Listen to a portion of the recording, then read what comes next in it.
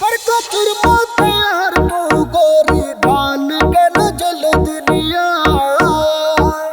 मन जाना से खटवाले के मन तुले चाल न पिया। मन जाना से खटवाले के मन तुले चाल न पिया।